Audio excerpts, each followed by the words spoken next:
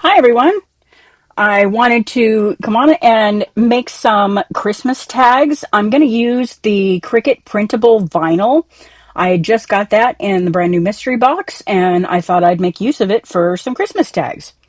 I have found some really cool Christmas tag images that I wanted to use. I'm going to go over here to my bookmarked and I'm going to go to images. These are the ones I found and I just think they're absolutely adorable. So let's add a bunch of these, and that's 1, 2, 3, 4, 5, 6, 7, 8, 9, and let's do this one. We'll do 10. Okay. As you can see, those are huge.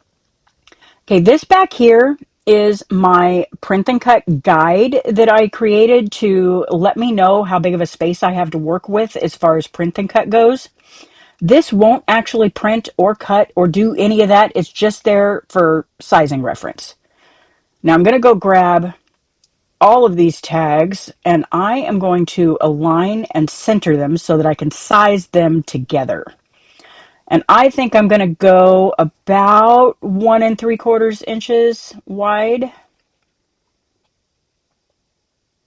1.76. Okay, that's close enough. Now, because of the shape that we have to work with, I think if I turn these sideways, I'll probably get more of them on there.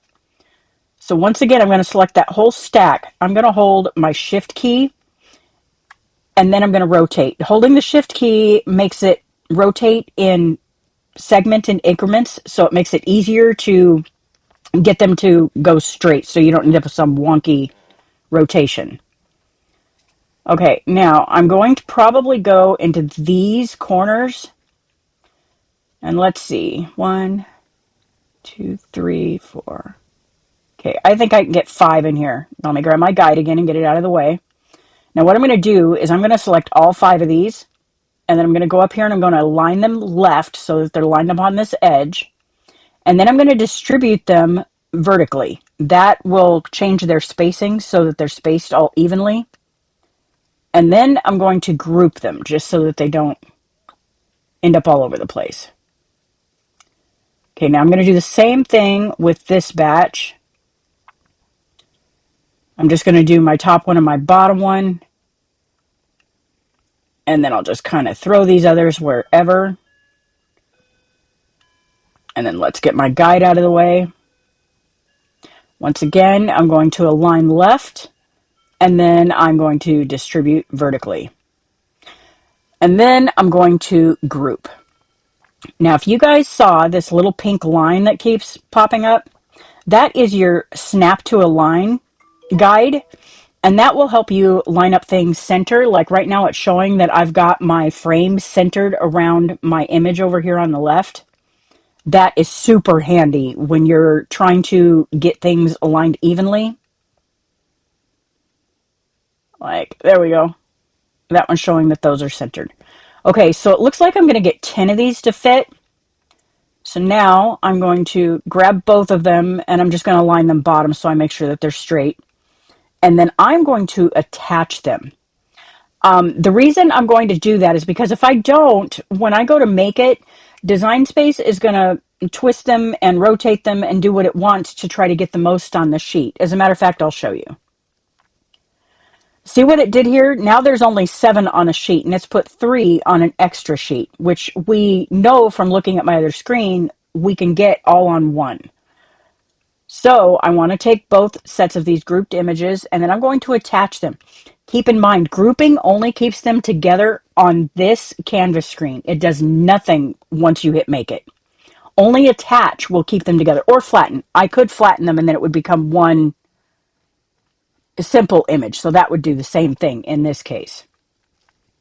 Now, when I go to make it, you can see they all fit on one screen. So that means I won't be wasting my sheets. So now let's go save this project. I'm going to do a save as, and I'm going to call it Christmas Tags 2, and I'm going to save that. Okay, then I'm going to set up my Joy Xtra and my printer, and I will be back and get these printed off and cut out and show you the final result. Okay, we're back, and I have printed out my sheet of tags. Now, the sheets now print with this little tiny arrow up in the top left corner. That's to let you know that that needs to be in the top left corner of your cutting mat.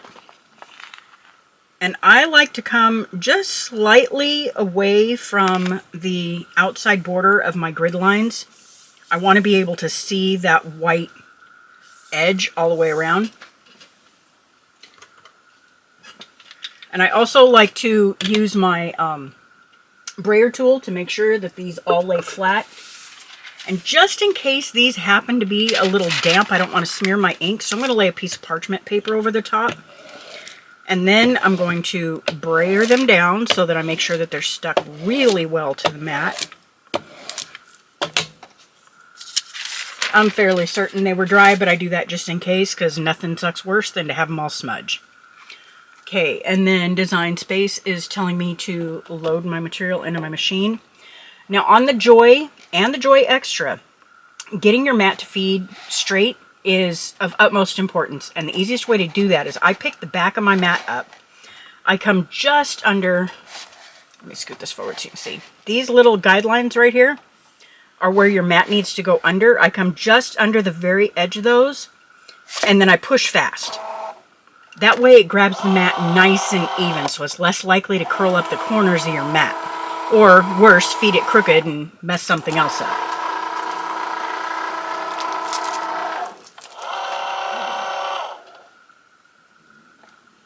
Okay, now I'm going to tell Design Space to go.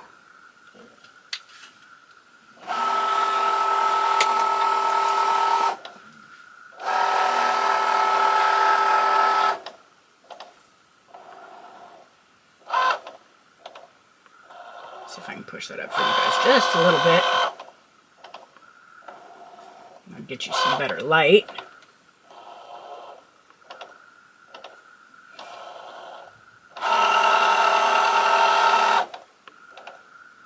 I really, really, really love my Joy Xtra for print and cut. My cuts have always been dead perfect, even if I don't use bleed, which I do not suggest doing. I always use bleed unless I'm doing a sublimation print.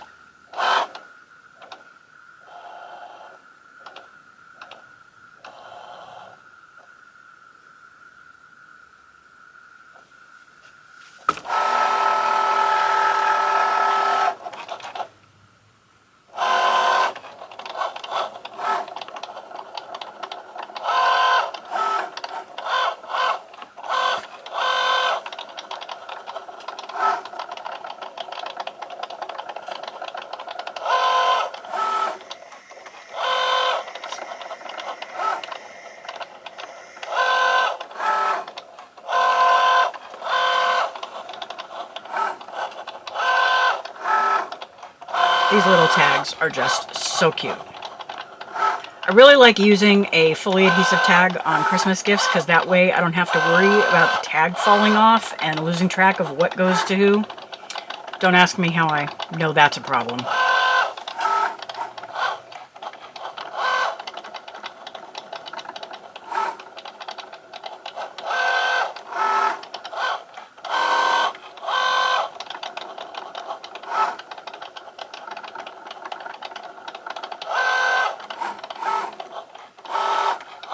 Almost done. Now I did have bleed on these, so there is a little bit of extra print around all of the edges. That way, if my calibration happens to be a tiny bit off, I shouldn't end up with a white edge showing on my stickers.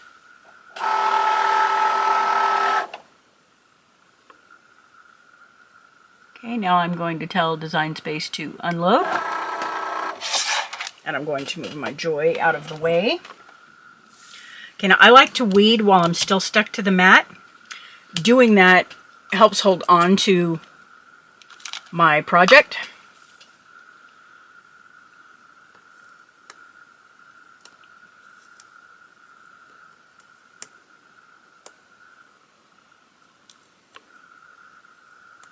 Well, if I can get this corner started, that would be great.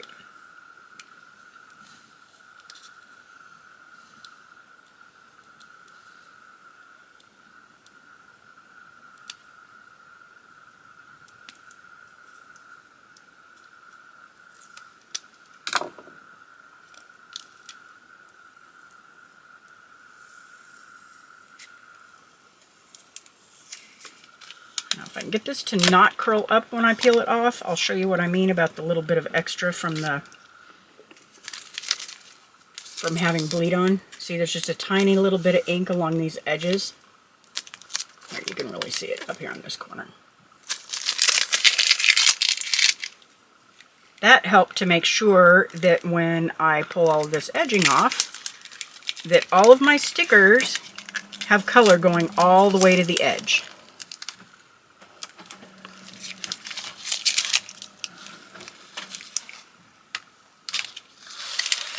There we go. Aren't those cute? And I'll probably print off 5 or 6 sheets of these, and I will just set them with my Christmas wrapping paper, and they will be ready to go. Hope you enjoyed it, and I hope you get the mystery box. This was from the Kaleidoscope mystery box, and you got 50 sheets of this, which is awesome. Hope you make some yourself, and I'll put the link for the project down in the description. Happy crafting!